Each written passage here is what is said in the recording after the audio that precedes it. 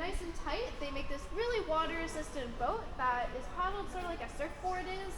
So they don't have a very big interior cavity, but they're quite cool. And then we have a bunch of other exciting things as well. Above our heads here, we have a dugout canoe from Papua New Guinea.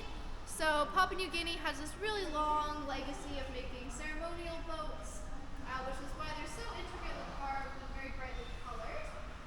They're meant to be paddled standing up, so that's why they're really quite thin. And boats from Papua New Guinea always have a little alligator design on the front. So you can always identify where they're from if there's an alligator, and they're nice and thin. So they're quite cool. This looks like a gondola or like a Viking ship or something. It's so interesting because it does look like a gondola. It's from the Solomon Islands and is also a ceremonial canoe given to a chieftain. So they often do this beautiful black and white painting with the shells and the carved bow and stern pieces. So we see those quite frequently as well.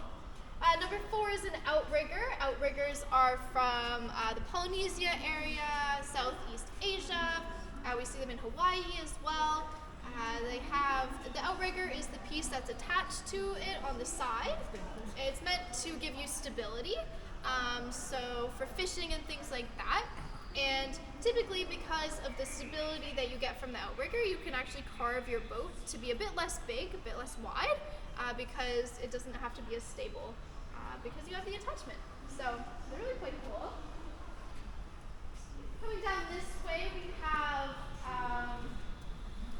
a boat from Kenya as well. So typically in Africa, we see a bunch of dugout canoes, but this one is interesting. It's made from ambach or balsa, which is the tree you see on the back panel there.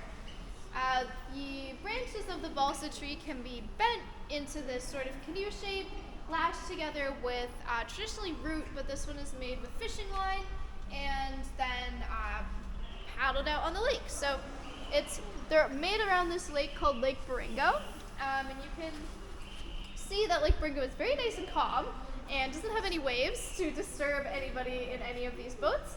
So they can be left open in the back, which gives you room to bring in a fishing net because they're fishing boats.